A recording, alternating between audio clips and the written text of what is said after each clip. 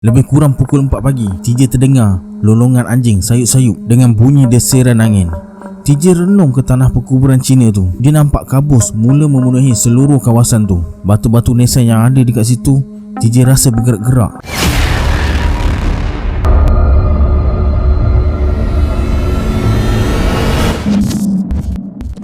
Assalamualaikum sahabat semua, kembali lagi bersama saya Syarul. Terima kasih sebab dah klik video ni. Semoga yang menonton video ni ditambahkan rezeki dan dipermudahkan urusan dunia dan akhirat. Baiklah, dalam video kali ini kita akan bersambung cerita bercakap dengan jin siri 45 dan 46, yang mana terlepas siri-siri sebelum ni saya letakkan link dekat atas ni. Tanpa membuang masa lagi, jom let's jump to Rabah Zorah.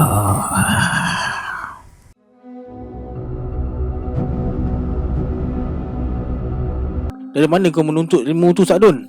Dari kawan baik ayah saya yang berasal dari Sumatera. Apa pantangnya?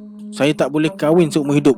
Kalau saya nak memuaskan nafsu, saya mesti goda isteri orang. Dan saya dilarang melakukan hubungan dengan janda muda, walau secantik mana pun. Sekarang aku minta kau tangkap buaya yang ganas tu.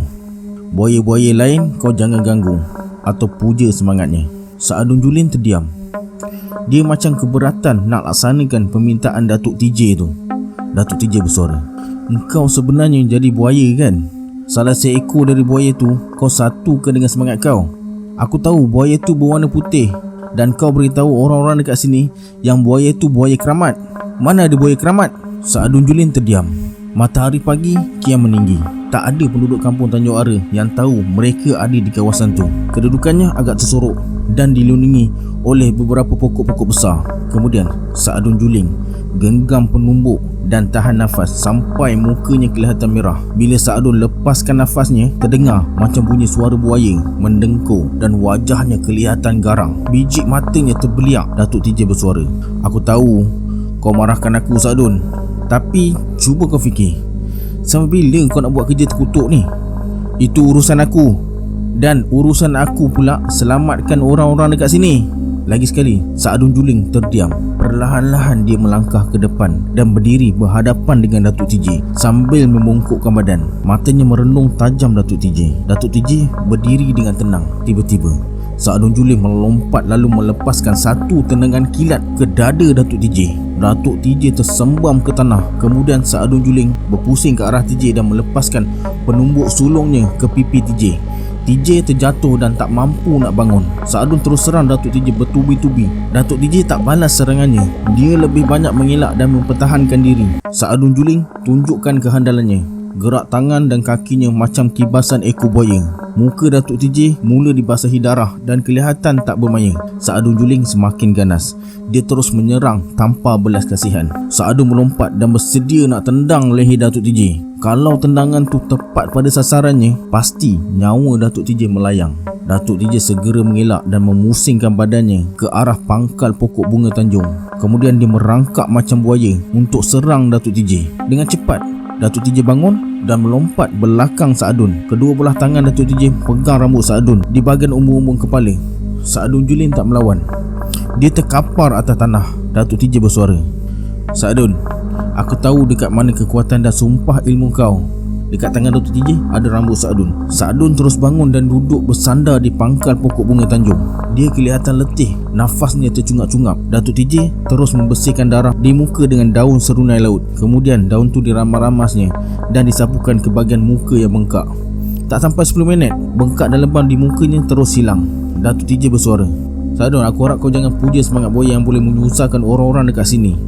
Jangan jadikan diri kau tempat orang menyumpah. Dan cara kau cari rezeki macam ni tak berkat. Rezeki yang kau terima panas. Kau takkan boleh hidup senang." Sadun Julin tetap membisu. Tak ada tanda-tanda yang menunjukkan dirinya setuju dengan permintaan Datuk TJ. Datuk TJ jadi serba salah. Segala usahanya menemui jalan buntu. Datuk TJ terus basuh muka dengan air sungai. Dia renung wajahnya dalam air. Lepas tu dia petik daun keladi liar yang tumbuh dekat tebing sungai dan diisinya dengan air sambil mulutnya membaca sesuatu. Kemudian dia menatang air dalam daun keladi itu dengan hati-hati. Bila Datuk TJ dah dekat dengan Sadun Julin yang tercungap-cungap dekat pangkal pokok tu, dia terus curahkan air tu ke muka Sadun Julin. Muka Sadun jadi pucat, kemudian jadi normal balik. Lepas tu Datuk TJ tepuk dahi dia sebanyak 3 kali sambil membaca selawat Nabi. Datuk TJ berkata, Biarkan dia dekat situ. Aku dah lembutkan hatinya. Semoga niat baik aku diberkati Allah. Datuk TJ terus duduk dekat TJ sambil melagakan ibu jari dengan jari telunjuknya macam orang membilang tasbih. Datuk TJ berkata, Sa'dun, marilah kita berbuat baik sesama manusia dan cari rezeki yang halal. Aku minta kau hentikan perbuatan jahat dan halau buaya dari sini. Itu je permintaan aku, Sa'dun. Satu permintaan yang cukup mudah. Mudah bagi kau, tapi susah bagi aku.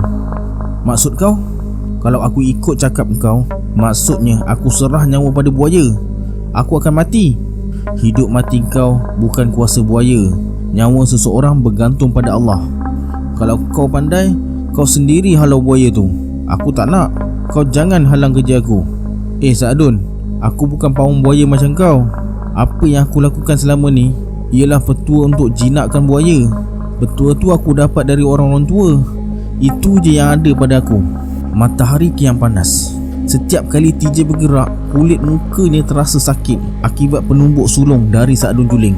Datuk TJ bersuara, tak apa Sa'dun, aku ajak cara baik kau tak nak.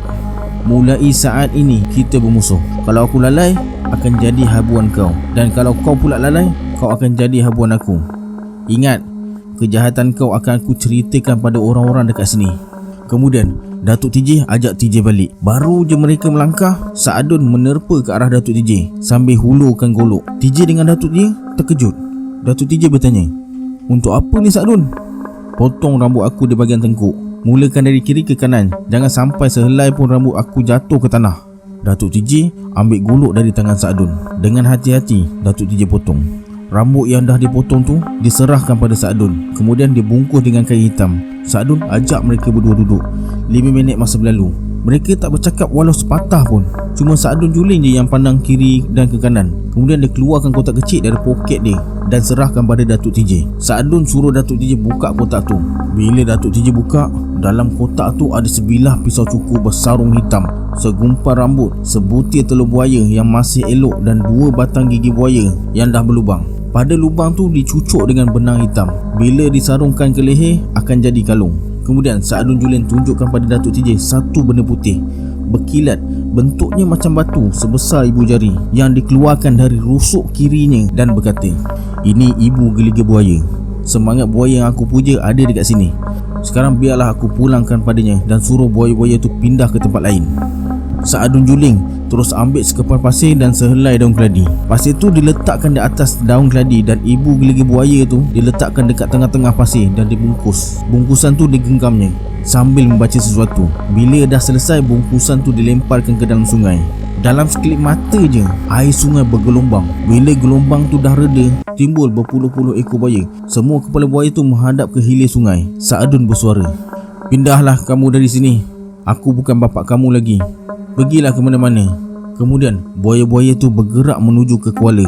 Sa'dun juling merenung air sungai yang kelihatan agak tenang. Tiba-tiba air sungai bergelombang balik. Seekor buaya sebesar batang kelapa timbul di permukaan sungai.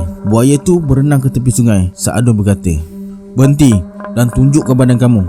Buaya tu segera timbul. Seluruh badannya berwarna keputih-putihan dan pergerakan kaki serta ekornya tak sepantas macam buaya-buaya yang lain. Sa'dun bersuara lagi, aku tak perlukan kamu lagi.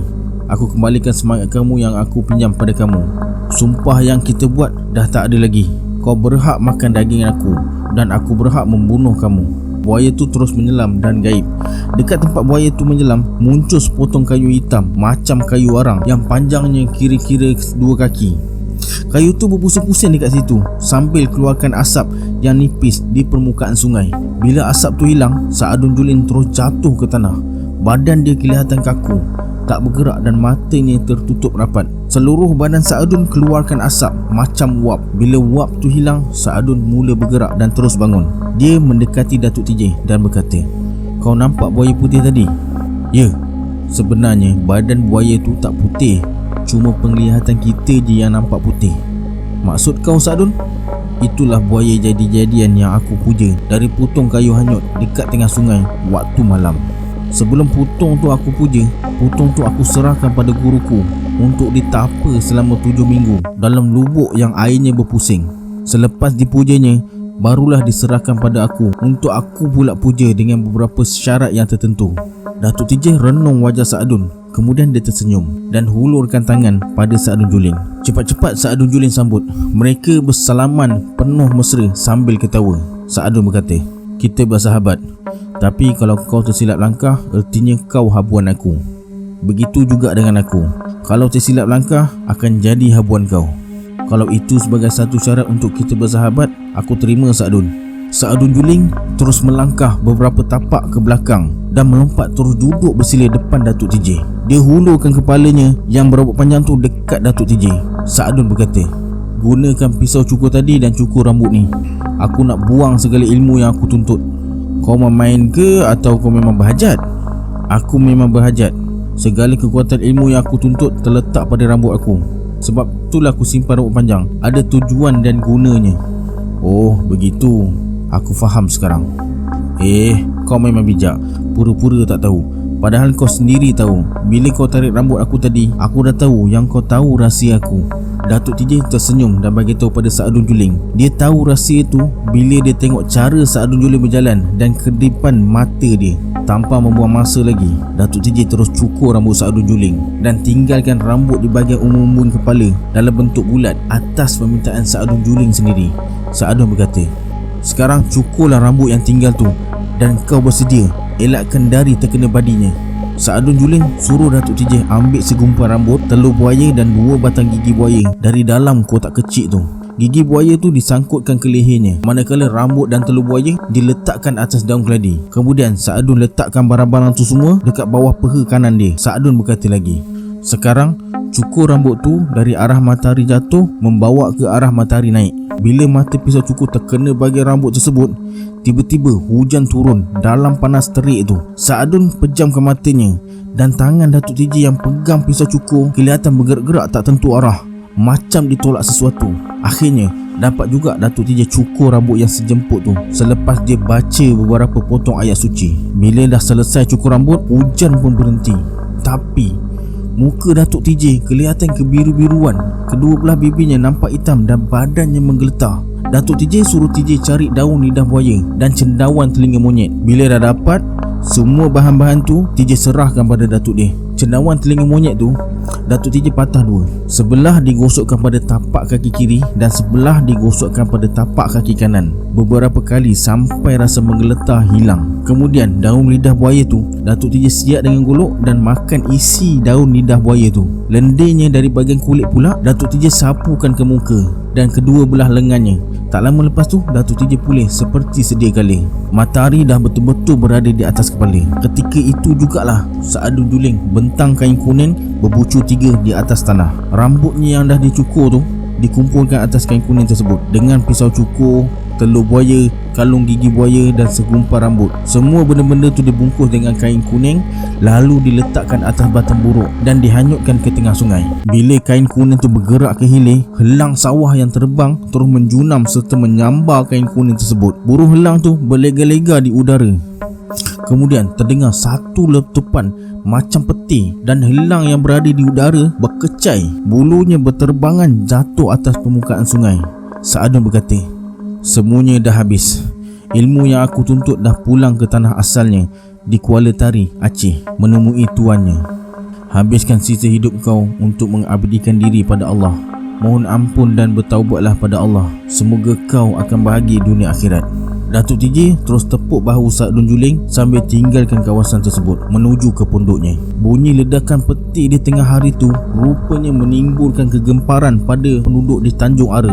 Beberapa orang penduduk yang ingin tahu tentang kejadian tu segera cari Datuk TJ. Datuk TJ bersuara, "Apa yang nak dirisaukan? Bunyi peti di tengah hari perkara biasa. Semuanya berlaku atas kehendak Allah." Datuk TJ dan Saadun Juling buat keputusan untuk tinggal di kampung tersebut selama 2 minggu lagi untuk melihat sejauh mana kejayaannya halau buaya di sungai tersebut. Usaha Saadun Juling tak sia-sia. Dah susah nak nampak buaya dekat sungai tu. Kalau ada pun buaya tu hanya sekadar tumpang lalu kemudian terus hilang. Disebabkan kejayaan tu, orang-orang kampung telah sepakat untuk buat kenduri kesyukuran dan jamuan makan tengah hari di surau kampung tersebut selepas solat Zuhur. Saadun Juling berkata, Saya minta pada orang dekat sini supaya jangan buang cicak ke sungai atau pancing ikan berumpankan cicak. Perbuatan tu merupakan satu pantang larang. Kalau dilanggar, buaya itu akan mengamuk balik. Kalau ada di antara tuan-tuan yang panggang cicak dengan buluh atau sebagainya lalu dibuang ke sungai, buruk padanya. Buaya akan balas dendam. Dalam ilmu pawang buaya, hal ini merupakan pantang larang yang terbesar.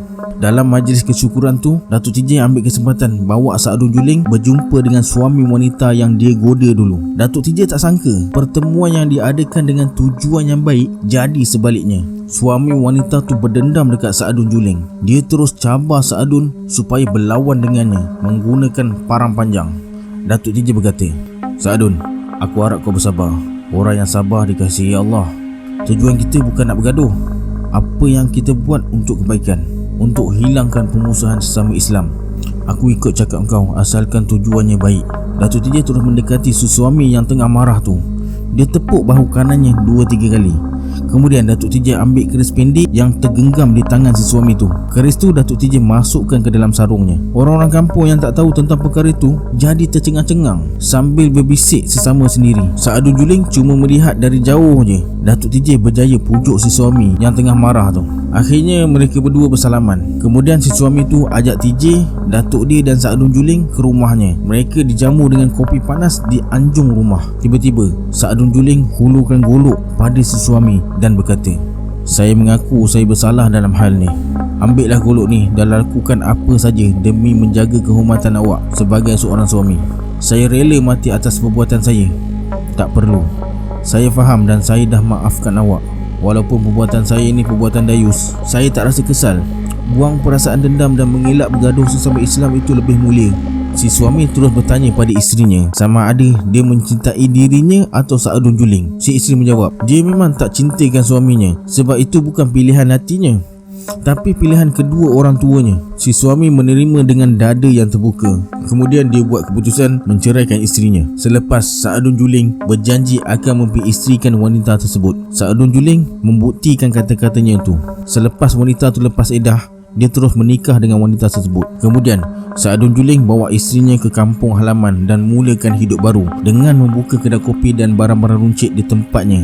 Dan namanya sebagai pawang buaya terus dilupakan orang. Kedai kopi dan barang-barang runcit yang diusahakan oleh Saadun Juling dapat sambutan dari penduduk setempat. Di samping berniaga, Saadun Juling terus mendalami ilmu agama. Setiap malam dia jemput seorang guru agama yang terkemuka di daerahnya, iaitu Tuan Haji Nawawi Al-Fatani. Dia belajar dari pukul 10 malam sampai pukul 12 malam. Selama 2 tahun Saadun Juling berniaga. Dia telah mendermakan wang ringgitnya untuk membesarkan beberapa buah masjid di daerahnya dan mendirikan beberapa buah surau serta sekolah agama rakyat untuk kanak-kanak yang berusia 7 tahun ke atas belajar agama Islam. Sejak 2-3 tahun kebelakangan ni, TJ dengan datuk dia banyak habiskan masa dekat kebun pisang. Dia tolong datuk dia buang daun-daun pisang kering, menebang dan ambil pisang yang dah tua. Buah-buah pisang tua tu dilonggokkan pada satu tempat sementara menunggu lori pemborong buah pisang datang. Urusan menimbang, menjual dan kutip duit, Datuk TJ serahkan bulat-bulat pada TJ. Petang tu lepas selesai tebang pokok pisang di hujung sempadan, TJ bersuara, "Lama sungguh kita tak ke mana-mana tu. Kenapa? Kau jemur duduk rumah?" "Tak, saja tanya. Sejak balik dari Tanjung Ara, kalau tak silap, aku dah 2 kali tinggal ke rumah. Kali pertama aku pergi ke Sungai Petai dekat Aluk Gajah Melaka. Kali kedua aku pergi ke Bukit Tengah dekat Seberang Perai. Tapi Tok tak ajak saya." "Oh, aku terlupa nak ajak. Berkemaslah Tamah. Kita balik. Esok kalau panjang umur kita datang lagi." Datuk TJ melangkah ke pondok yang terletak di bucu tanah sebelah kanan. Pondok tu didirikan oleh Datuk TJ sebagai tempat berehat dan sembahyang. Tak jauh dari pondok tu terdapat sebatang anak sungai. Datuk TJ terus berehat dekat tangga. Datuk TJ berkata, "Aku nak mandi sungai. Kau nak ikut?" "Tak nak, Tok. Sebab bila mandi dekat sini, dekat rumah kena mandi lagi. Kita balik jalan kaki sampai rumah berpeluh. Lebih baik mandi sekali dekat rumah." "Terpulanglah pada engkau, Tamah." Datuk TJ melangkah menuju ke sungai. Sementara tunggu datuk dia selesai mandi, TJ bersihkan sekitar kawasan pondok. Semua sampah sarap dia bakar. Bila TJ melangkah ke arah pangkal pokok tembusu untuk kutip daun-daun yang jatuh, TJ dapati datuk dia dah tercegat dekat situ. Dada TJ berdebar. TJ perhatikan datuk dia dari atas hingga ke bawah, dari bawah sampai ke atas. Dia rasa ada sesuatu yang tak kena jadi dekat datuk dia. Sambil menjenggilkan matanya, Datuk TJ berkata, "Kenapa? Kau terkejut sebab aku ada dekat sini?" TJ tak menjawab. Dia terfikir, macam mana datuk dia boleh ada dekat situ? Biasanya kalau balik dari sungai, datuk dia akan ikut jalan yang selalu digunakan. Macam mana dia tak dengar bunyi tapak kaki datuk dia? TJ bertanya. "Tok, ada masalah?" Datuk TJ hanya gelengkan kepala sambil tersenyum. Kemudian dia tarik tangan TJ menuju ke pelantar. Mereka berdua duduk dekat situ. Datuk TJ tepuk bahu TJ dan berkata, "Sebenarnya aku berjalan tadi ikut gerak angin. Tapak kaki aku bila tersentuh bumi atau daun tak akan keluarkan sebarang bunyi. Aku tak dapat dilihat dengan mata kasar manusia. Aku ada dekat tepi kau masa kau bakar sampah tadi. Malah aku tolong hidupkan api. Kau tak nampak? Agaknya kalau Tok kena kejar binatang buas, Tok buat macam ni." "Tak. Kalau tak, untuk apa Tok jalan ikut arah angin dan hilangkan diri? Mesti ada sesuatu." "Tak ada, Tama. Apa yang aku buat sekadar mengamalkan. Sebabnya ilmu yang ada kalau tak diamalkan dalam masa tertentu, kita boleh lupa."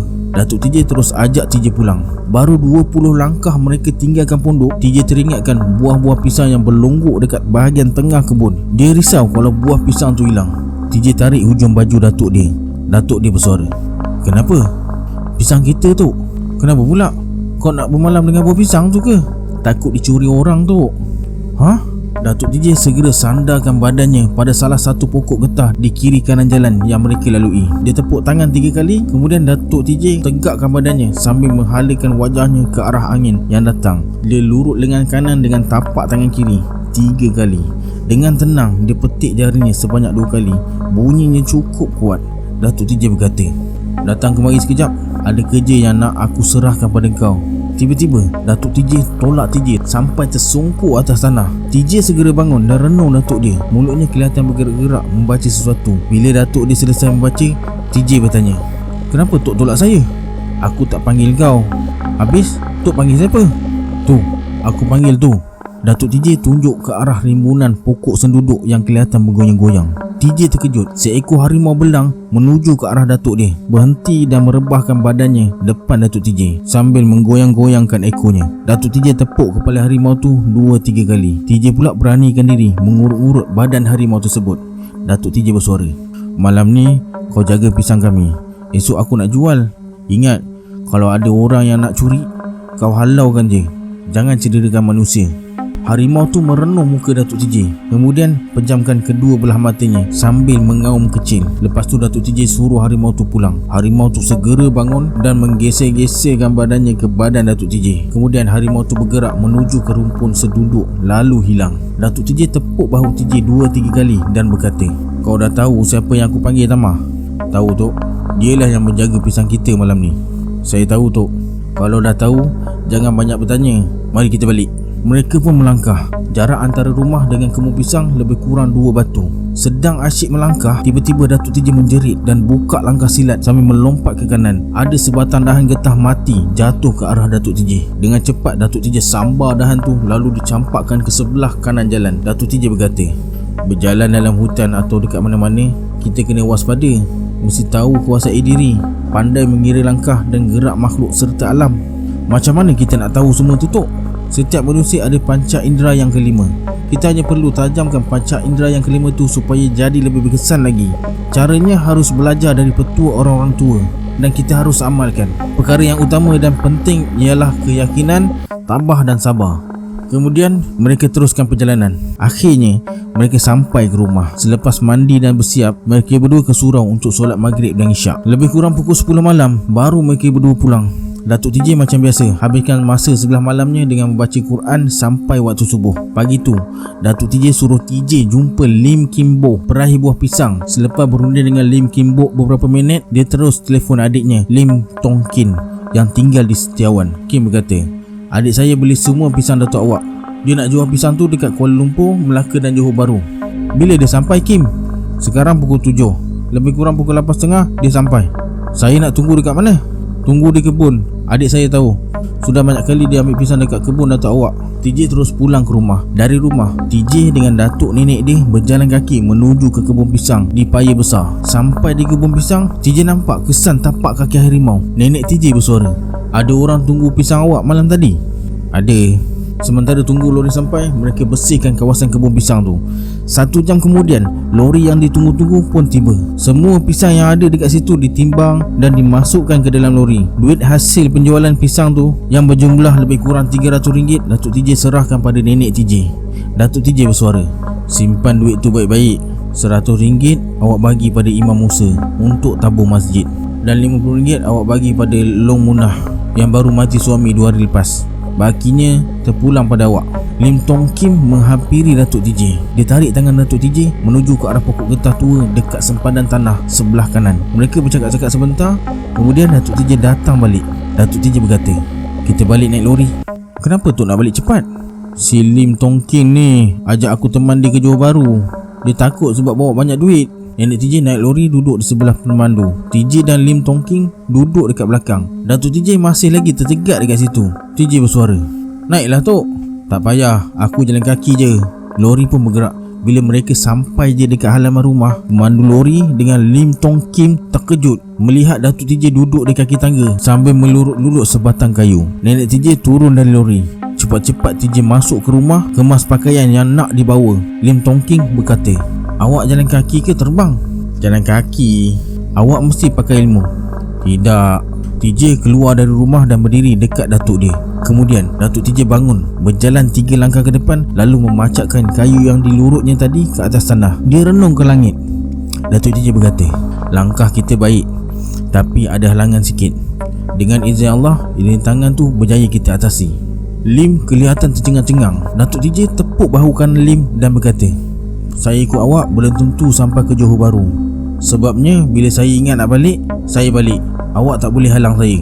Lebih kurang pukul 10 pagi Rabu, mereka tinggal ke rumah. Datuk TJ dan TJ duduk di bahagian depan lori. Lim pula duduk di belakang. Lebih kurang pukul 2 petang, mereka sampai di Kuala Dipang. Datuk TJ menunaikan solat Zuhur dekat situ. Solat asar pula dia bersolat di Masjid Bido. Dekat Bido mereka tukar pemandu. Lim pula jadi pemandu dan kawannya jadi kelindan. Mereka teruskan perjalanan. Sebaik saja mereka melintasi Pekan Tanjung Malim, Datuk TJ berkata, "Berhenti dekat Kelumpang Lim. Saya nak solat maghrib." Bila sampai di Kelumpang, Datuk TJ terus ke masjid. Lim pula uruskan penjualan pisang dengan Cina dekat pekan tersebut. Bila Datuk TJ keluar dari masjid, Lim belum selesai lagi berurusan dengan kawannya. Datuk TJ beritahu Lim yang dia nak ke masjid semula. Lim berkata, "Awak tunggu dekat masjid. Bila kerja saya selesai, saya panggil awak.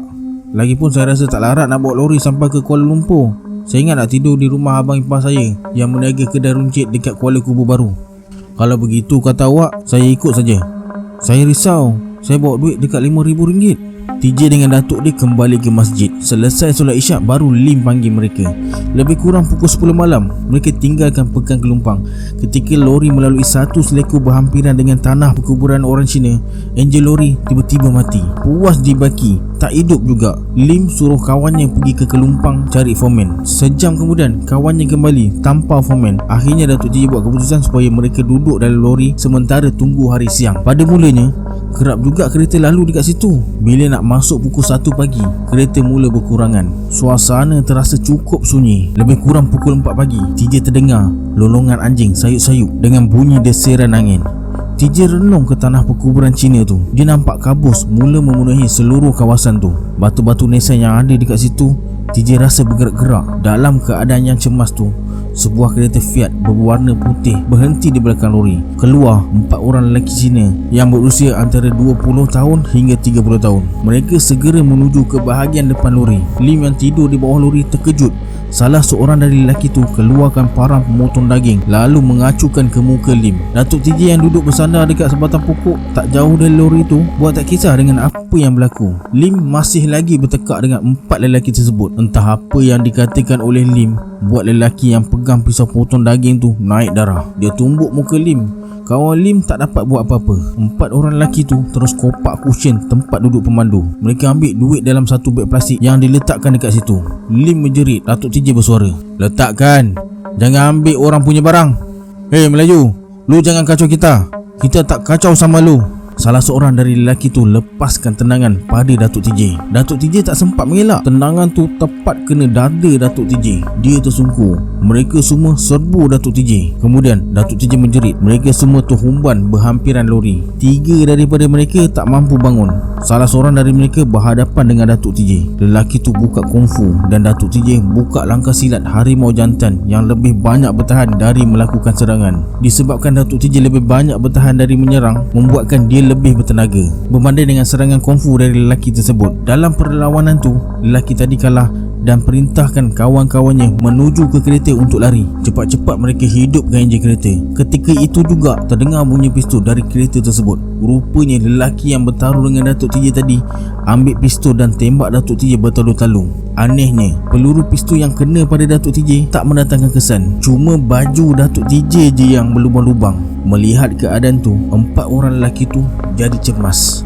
Mereka naikkan cermin kereta dan bersedia nak tinggalkan tempat tersebut. Datuk TJ segera hulurkan tangan kanannya sambil mengembangkan kelima-lima jarinya. Enjin kereta tu terus mati dan kereta nampak terangkat kira-kira 5 kaki dari tanah, melayang-layang atas tanah perkuburan Cina tu. Keempat-empat lelaki tu menjerit dan Datuk TJ rapatkan tangannya ke dada. Kereta tu berhenti dekat depan dia. Datuk TJ suruh mereka semua keluar dan pulangkan balik duit tu. Keempat-empat lelaki tu terus menuju kepada Lim. Mereka sujud kaki Lim. Salah seorang daripada mereka bagi balik duit yang dicuri. Datuk TJ bersuara, "Tolong baiki lori ni." Salah seorang dari mereka menuju ke lori dan terus buka bonet. Dia melakukan sesuatu dekat situ. Kemudian bonet lori dirapatkan semula. Lim masuk ke dalam lori dan hidupkan enjin. Ternyata enjin lori boleh dihidupkan. Datuk TJ berkata, "Balik, lain kali jangan kacau orang." Keempat-empat lelaki tu masuk ke dalam kereta dan tinggalkan mereka. 15 minit kemudian, mereka pula tinggalkan kawasan tersebut. Kali ni mereka singgah di Kerling. Datuk TJ tunaikan solat subuh dekat situ. Selepas baca Al-Quran dan wirid, TJ dengan Datuk dia menuju ke kedai kopi. Lim dan kawannya dah tunggu mereka berdua dekat situ. Mereka berdua sampai di kedai tu lebih kurang pukul 6.30 pagi. Lim berkata, "Awak minum dulu. Saya nak cari foreman, nak minta tolong periksa lori ni." Dalam kedai tu ada lebih kurang 10 orang lelaki. Di sudut sebelah kanan kelihatan seorang lelaki Melayu memakai ketayak putih. Kita sebut saja Pak Hassan, berusia sekitar 50 tahun. Datuk TJ bersalam dengan Pak Hassan yang dijumpa masa solat dekat masjid tadi. Pak Hassan berkata, "Kedai ni memang buka pukul 6 pagi. Saya punya kedai tapi anak-anak saya yang jaga." Datuk TJ ceritakan apa yang terjadi dalam perjalanan tadi. Pak Hassan berkata lagi, "Saya ni orang Islam, berdosa hukumnya percaya perkara yang karut-marut ni. Tapi kejadian yang awak alami tu memang kerap berlaku. Kononnya manusia yang awak lawan tu bukannya manusia. Kalau bukan manusia, siapa mereka? Syaitan. Pernah jadi dekat saya, diseram perompak dekat situ. Bila saya menyerah dan hari dah siang, saya jumpa duit saya yang dirompak dekat atas nisan kubu Cina. Tak jauh dari tempat kejadian, saya terjumpa bangkai kereta yang menurut pihak polis terlibat dalam kemalangan jalan raya. 4 pemuda Cina mati dan dikuburkan dekat situ." Dan dia berdebar, memang dia sedar masa mereka tinggalkan kawasan tu, dia ternampak bangkai kereta yang dah berkarat dalam hutan lalang tak jauh dari tempat lori mereka berhenti. Perbualan Datuk TJ dengan Pak Hassan terhenti. Suasana dalam kedai kopi pagi tu jadi kelam kabut. Salah seorang dari pelanggan dekat situ muntah darah dan menggelepar atas lantai. Datuk TJ segera menghampirinya. Dia tekan dada orang tu dengan ibu jari. Darah keluar memancuk-mancuk dari mulutnya. Datuk TJ ambil segelas air sejuk dan membaca sesuatu. Kemudian dia bagi pada orang tu. Bila air sejuk tu habis diminum, orang tu terus muntah. Muntahnya bercampur dengan kaca halus dan pasir serta beberapa jenis sebuk. Datuk TJ tepuk belakang orang tu. Muntahnya berhenti. Kemudian Datuk TJ buat air garam dan suruh orang tu minum. Bila selesai minum, orang tu terus pulih. Dia ucapkan ribuan terima kasih pada Datuk TJ dan memperkenalkan dirinya sebagai Abdul Halim. Datuk TJ bekalkan pada Halim seketul ibu garam dan menasihatkan padanya sebelum minum kopi, walau di mana-mana pun serbuk garam tu mesti dibubuh terlebih dahulu sebagai penawar racun. Datuk TJ berkata, "Ini santau. Ada orang yang berniat tak baik pada awak. Boleh awak tolong saya? Saya cuma boleh berusaha, yang menentukan Allah. Tapi ingat, kalau saya tolong awak, jangan sekali-kali awak nak balas dendam. Saya cuma berusaha sekat perbuatan orang tu supaya jangan merebak dan merosakkan orang lain." "Ya, tapi saya nak tahu siapa orangnya." "Tak boleh. Mungkin dia tak sengaja. Boleh jadi dia tersilap. Kita kena cari puncanya." Pak Hassan terdiam.